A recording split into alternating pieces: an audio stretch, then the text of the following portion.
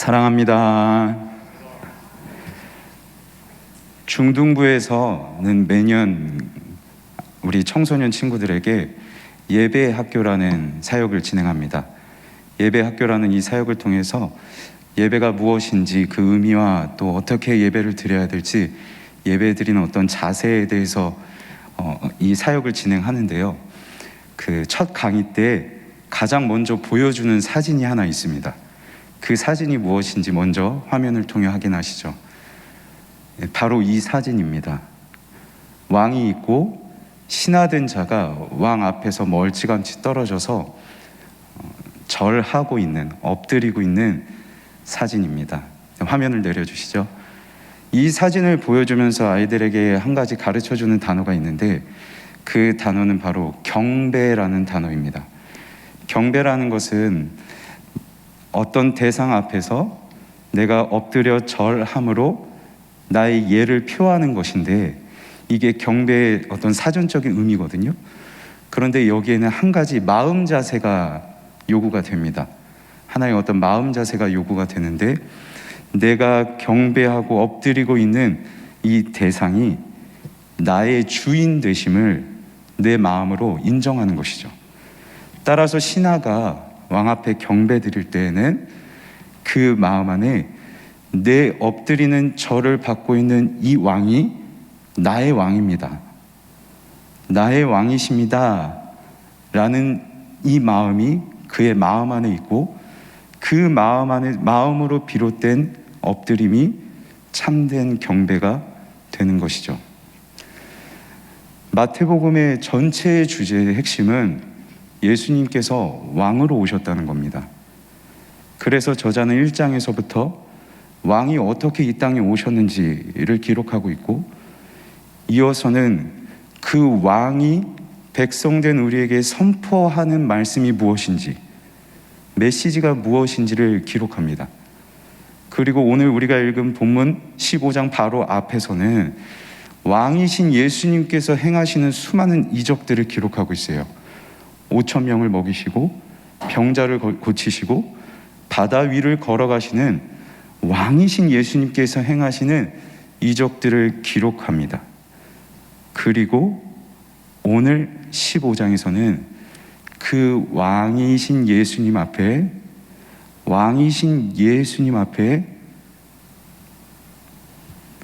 그 왕이신 예수님을 받아들이는 너무나도 다른 두 부류의 사람들의 모습이 기록되어 있습니다. 오늘 15장 1절에서는 이렇게 기록하고 있는데요. 그때 왕이신 예수님께서 놀라운 이적들을 행하고 계신 그때에 바리새인들과 서기관들이 예루살렘에서부터 나와 이르되 라고 고백하고 있습니다. 여기서 나와왔다라는 이 단어는 재판에 출두한다든지 어떤 소송을 걸러 고소하러 가는 발걸음을 의미합니다. 분명히 예수님께 나오는 이 부류의 사람들의 모습은 호의적이지 않은 것 같습니다. 그런데 이 예루살렘에서부터 나왔다라고 되어 있는데 마태복음의 저자인 마태는 이 예루살렘이라는 단어, 이 지명을 마태복음 5장까지만 딱 기록해두고 15장 전까지는 단 한 번도 기록하지 않습니다. 오랜 말씀이 진행되는 동안에 한 번도 기록되지 않다가 갑자기 15장에서 예루살렘으로부터 나왔다라고 기록하고 있는 것이죠.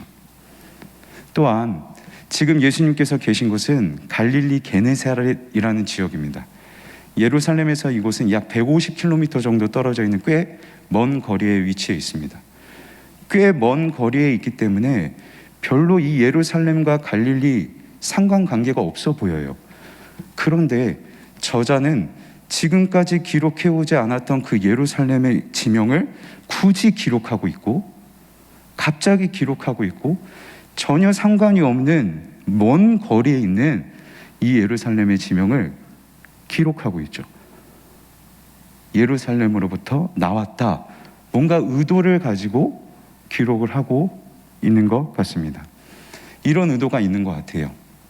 바리새인들이, 이 사람들이 예루살렘으로부터 나온 것은 예루살렘이 가지고 있는 권위, 그 상징성, 그 위대한 예루살렘에서 내가 바리새인이고 내가 서기관이야 라는 이 자의식, 권위의식을 가지고 예수님께 나오는 것이죠.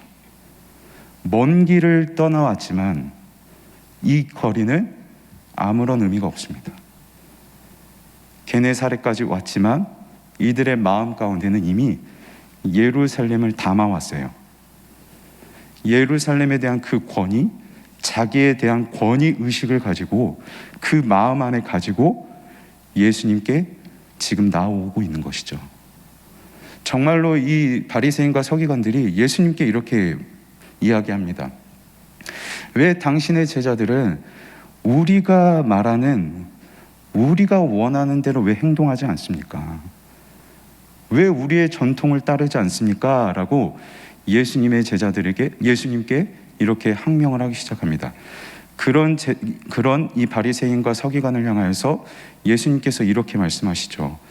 이사야 선지자가 말하였듯이 너희가 말로는 하나님을 공경하는 듯하나 너희가 실제로는 하나님으로부터 멀리 있구나. 너희가 하나님을 헛되이 경배하고 있구나. 그들의 마음을, 중심을 보신 예수님께서 이렇게 대답하십니다.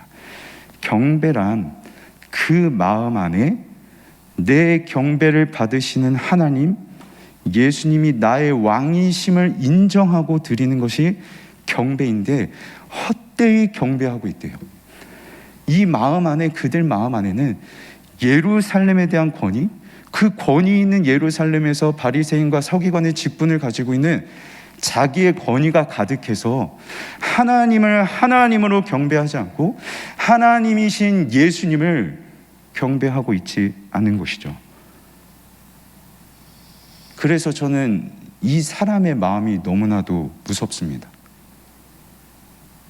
수천 명을 먹이시고 바다 위를 걸어가시며 병자를 고치신 그 예수님의 능력, 왕이신 예수님의 능력을 알면서도, 그 능력을 목격하면서도 여전히 나의 권위, 내가 가지고 있는 나의 권위, 이게 얼마나 더 대단할까요? 그런데도 우리 사람의 마음에는 왕이신 예수님의 능력보다 내 안에 있는 나의 권위가 더 위대하게 보여서 그 하나님 예수님과 힘겨루게 할 수 있는 것이 우리의 마음이라는 거죠. 그래서 저와 여러분은 날마다 내 마음이 지금 하나님보다 높아져 있지는 않은지, 내가 내 마음으로 진실되게 하나님을 경배하고 있지는 않은지 우리 자신의 마음을 날마다 살펴야 하는 것입니다. 이 논쟁을 마치고 예수님께서 이 지역을 나가십니다. 나가신다라고 기록되어 있습니다. 바리새인과 서기관들은 예수님께 나아왔지만 예수님은 그 자리를 나가세요.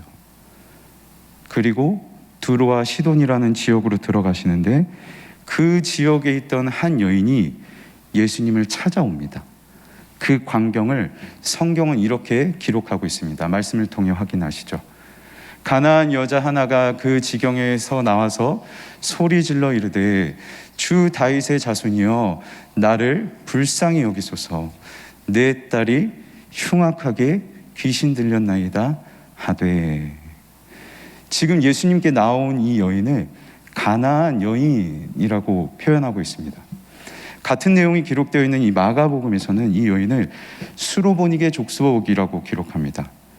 이 수로보니게를 고대에서는, 그러니까 구약 성경 시대 때는 가나안 여인이라고 불렀습니다. 마태가 지금 뭔가 의도를 가지고 그 시대의 흐름에 따른 수로보니게라고 기록하지 않고 이 여인을 고대 언어인 가나안 여인으로 표현하고 있는 것이죠. 구약 시대 때 가나안 족속은 이스라엘과 결코 상호할 수 없는 반드시 진멸시켜야 했던 족속이었습니다. 그래서 수없이 부딪혀야만 됐고 결코 이 유대인 이스라엘과는 하나 돼서는 안 되는 곳이 바로 이 가나안이었죠. 그러니까 가나안 여인, 이 여인을 가나안 여인이라고 표현하는 것은 오랜 역사 가운데서 이 여인은 유대인들과 하나 될 수 없는 정체성을 가지고 있어요. 오랜 역사를, 그녀의 인생을 살아오면서 그녀에게는 한 가지 지식이 있었겠죠. 나는 유대인들과 함께 할 수 없어. 나는 유대인들과 하나 될 수 없어.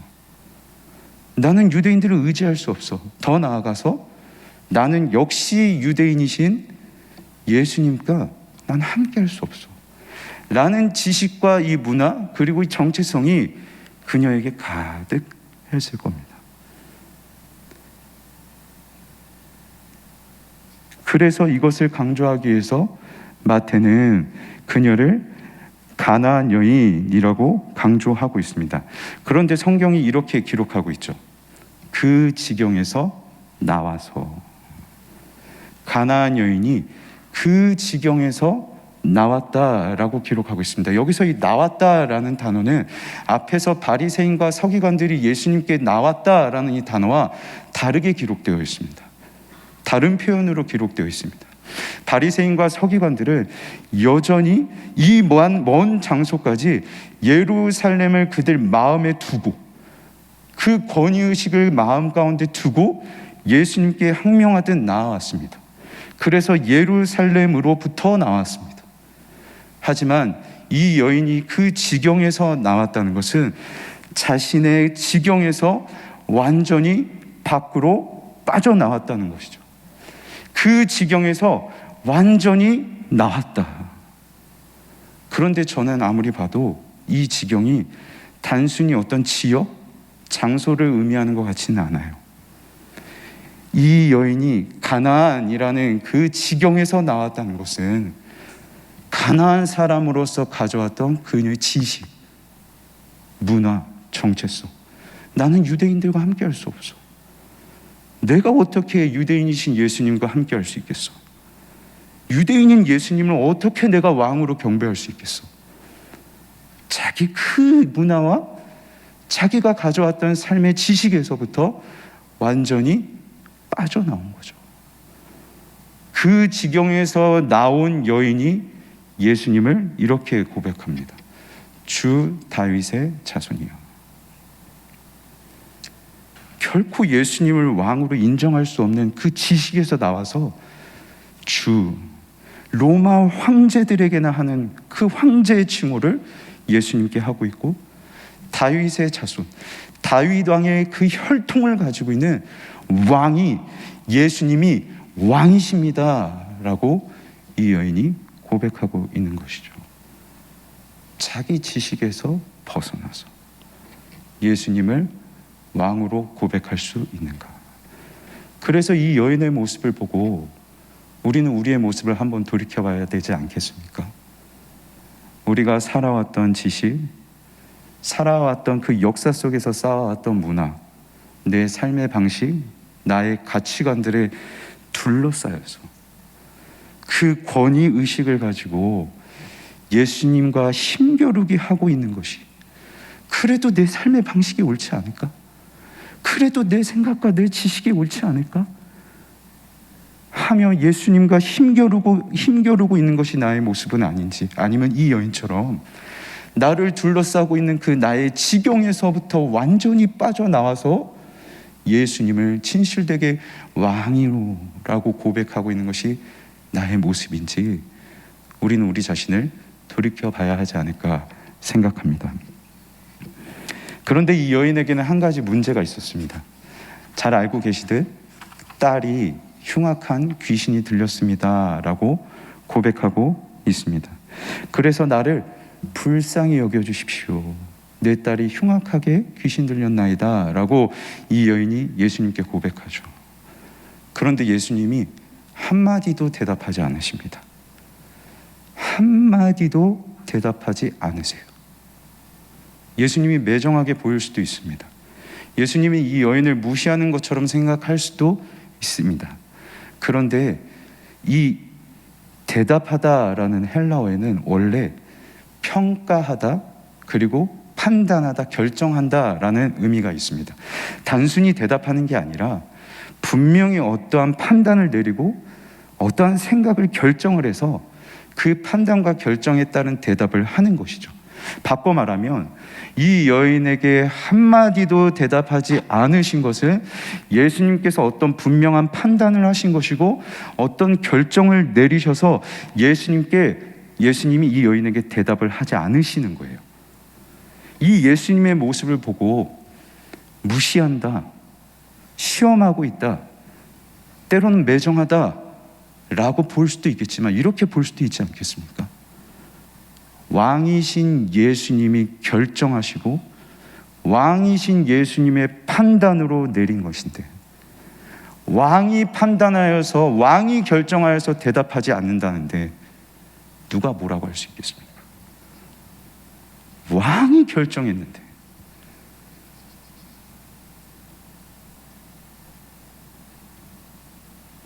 이어지는 말에는 제자들이 예수님께 요청합니다.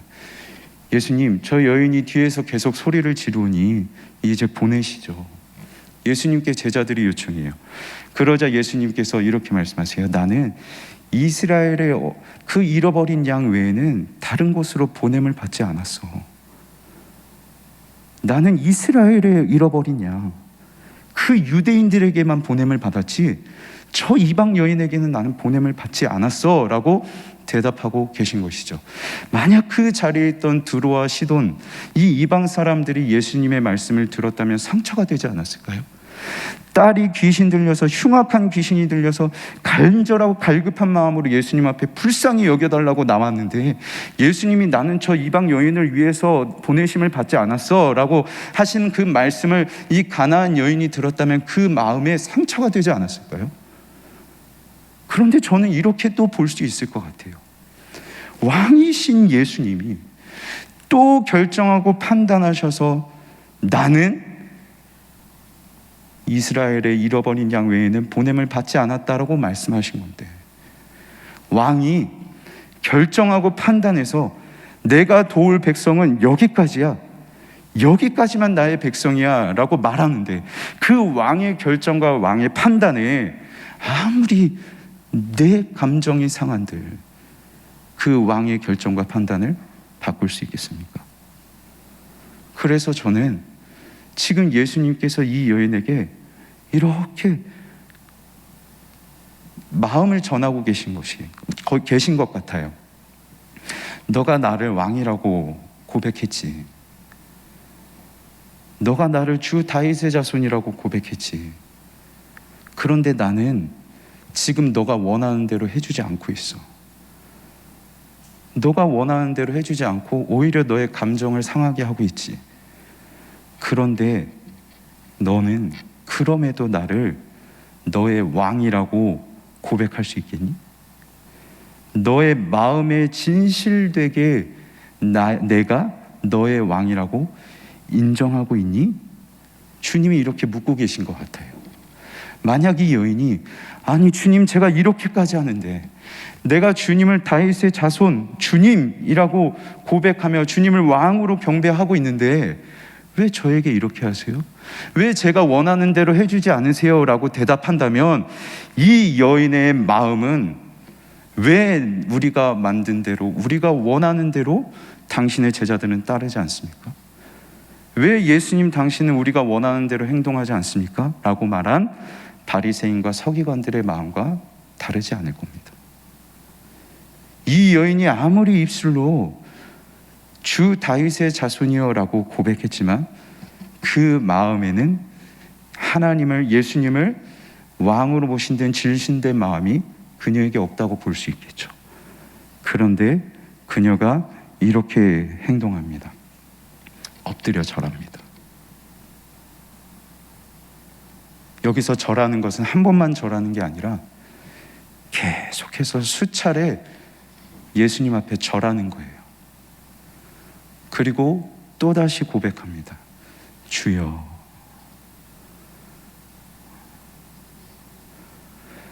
너 정말로 진실되게 나를 왕이라 할 수 있겠니? 너가 원하는 대로 해주지 않고 너의 마음에 상처만 주고 있는 나를 여전히 나를 왕이라고 고백할 수 있겠니? 그 질문 앞에 이 여인은 엎드려 절하며 계속해서 절하며 또다시 주여 고백하고 있죠. 마음에 주님이 나의 왕이 맞습니다 라는 이 진실된 고백이 있고, 그 마음에서 비롯되어 예수님 앞에 참된 경배를 드리고 있습니다. 그런데 예수님께서 여기서 쐐기를 박으시는 것 같아요. 이렇게 말씀하시죠. 자녀들의 떡을 개들에게 던져주는 것이 마땅하지가 않다. 그러니까 예수님이 이렇게 말씀하시는 거예요. 여기서도 대답하시되 라고 되어 있는데 역시나 결정하시고 판단하신 거예요. 이 여인이 개라는 거죠. 왕이신 예수님이 판단하시고 너는 개야. 개는 돼지처럼 유대인들에게 있어서 아주 부정한 짐승이었습니다. 그래서 이방 사람들을 모욕하는 언사를 할 때 이 이방인들을 개에 비유하기도 했습니다. 완전히 수치스러운 상황으로 이 여인을 내몰고 계신 것이죠. 만약 한번 생각해 보십시오. 예수님께서 우리에게도 똑같이 대우하신다면 어떻게 하실 수 있겠습니까? 예수님이 우리가 원하는 대로 해주지 않으시고 심지어 자꾸만 수치스럽고 괴로운 상황에 머무르게 하세요. 가정에서나 일터에서나 당장이라도 구원이 필요한데 구원은커녕 계속해서 수치스럽고 그 괴로운 상황에 자꾸만 내버려 두세요.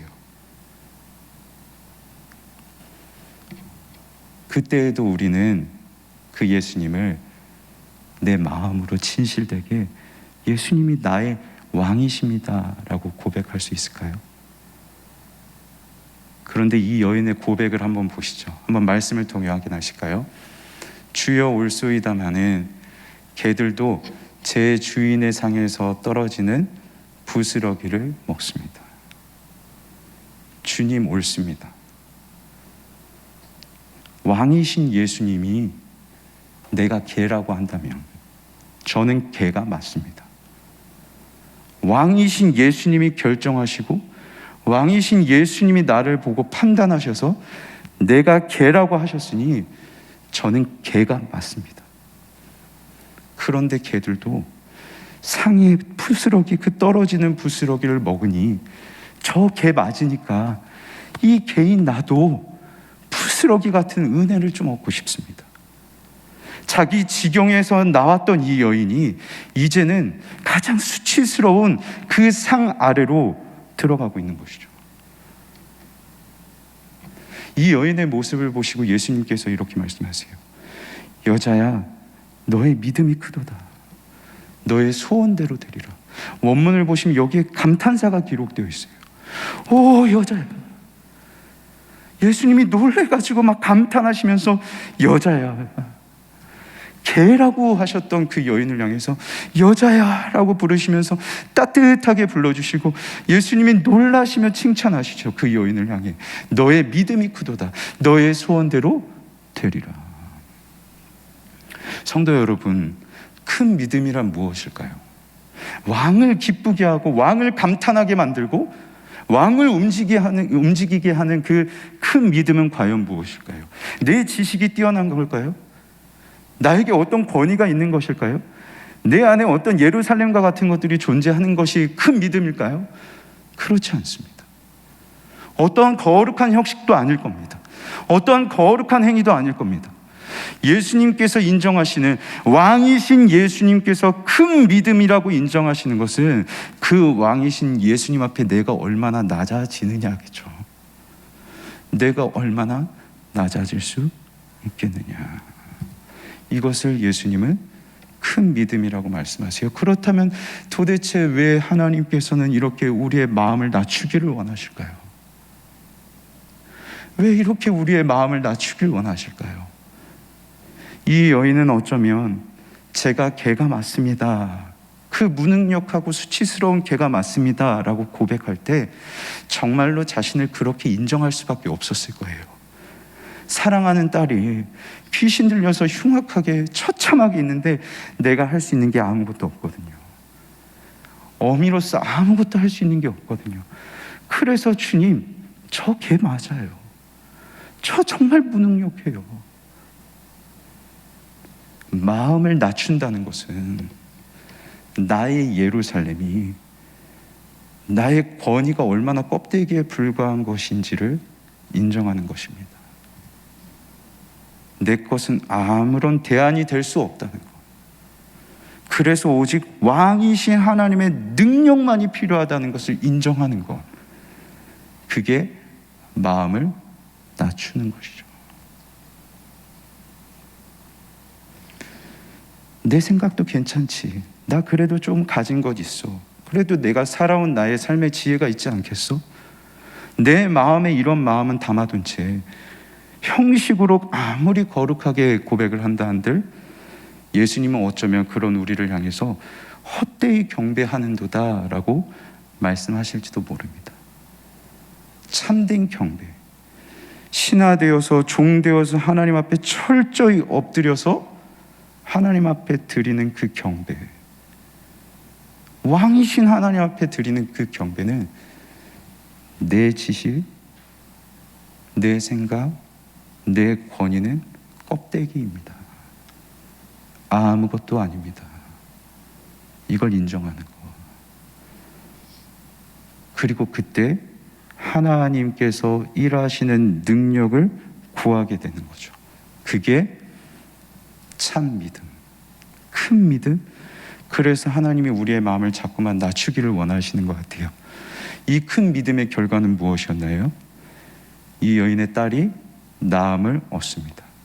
흉악하게 귀신 들린 이 여인, 어쩌면 지옥과도 같았을 그 여인의 삶이 천국을 경험하게 되는 것이죠. 왕이신 예수님께서 처음으로 선포하셨던 그 메시지, 심령이 가난한 자는 복이 있나니 천국이 그들의 것이며. 나는 다 껍데기입니다. 내가 가져온 나의 지혜, 나의 경험 다 껍데기입니다.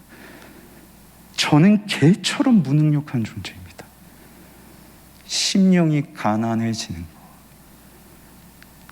이 여인은 자기 지경에서 나와서 자기를 둘러싸고 있던 그 지식과 문화와 자기의 생각들, 그 지경에서 나와서 가장 상 아래로 들어갔습니다. 그 수치스러웠던 상 아래가 그런데 왕이신 예수님께서 그녀를 돌보시고 능력을 행하시는 천국이었던 것이죠. 말씀을 맺겠습니다. 가나안 여인에겐 예수님이 나를 어떻게 대우하시는지는 중요한 문제가 아니었습니다. 왕이시기 때문이죠. 이 믿음이 있으십니까?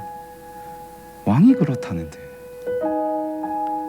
왕이 나를 낮추시겠다는데. 성도 여러분, 이 질문 가지고 여러분 씨름하고 계십니까? 왕이 나를 낮추시겠다는데, 왕이 결정하시고 왕이 판단하셨다는데 무슨 힘겨루기를 할 수 있겠습니까? 자기 지경에서 나와서 상 아래로 들어가는 자가, 철저히 하나님 앞에 나를 낮추는 자가 천국을 경험합니다. 하나님은 그렇게 내 지경에 나와서 가난한 나의 심령을 내어드리는 그런 사람을 찾으십니다. 그리고 복 주길 원하시죠. 천국을 이뤄주시길 원하시죠. 그 하나님이 찾으시는 사람이 저와 여러분이길, 저와 여러분이 되면 좋겠습니다. 그렇게 우리의 가난한 심령을 내어드리고 그런 우리의 삶을, 그런 우리의 영혼을 천국으로 인도하시는, 천국을 경험케 하시는 그 은혜를 경험하는 저와 여러분이 되길 주님의 이름으로 간절히 소망합니다.